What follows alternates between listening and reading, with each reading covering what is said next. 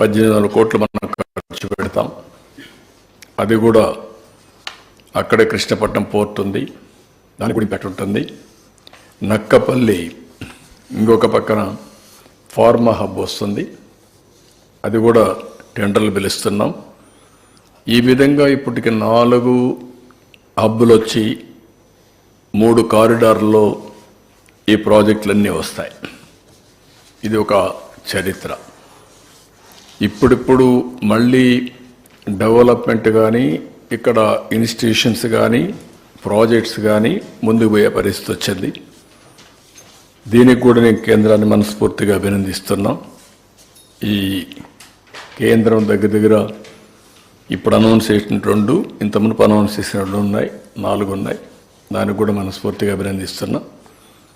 ఇవన్నీ పూర్తి చేసుకుంటే ఇక్కడ ఎంప్లాయ్మెంట్ ఇంకా ఎకానమీ కొంత సెట్ అయ్యేదానికి అవకాశం ఉంటుంది. ఇలాంటివన్నీ ఉంటే అన్నీ సర్వనాశనం చేసి ఇంకా మళ్ళా ఏదో ఒకటి నేను చేస్తున్నా, ఇదంతా మా ఘనత అని మాట్లాడే దౌర్భాగ్య స్థితికి వచ్చారు వీళ్ళు. వేరే దేశంలో అయితే ఇలాంటి వాళ్ళని ఏం చేస్తారో నాకు తెలియదు, కానీ మన దేశం కాబట్టి జరిగిపోతూ ఉంది.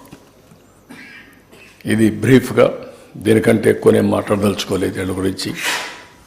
So this is a historic day for the state of Andhra Pradesh. Good day, good beginning.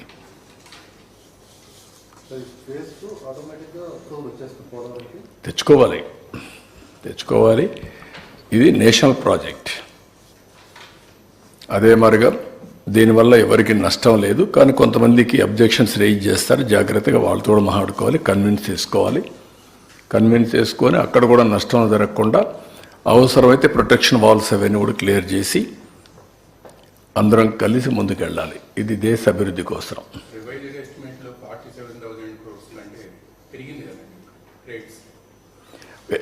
అన్నీ ఎప్పుడైతే అప్పుడు అవుతుంది.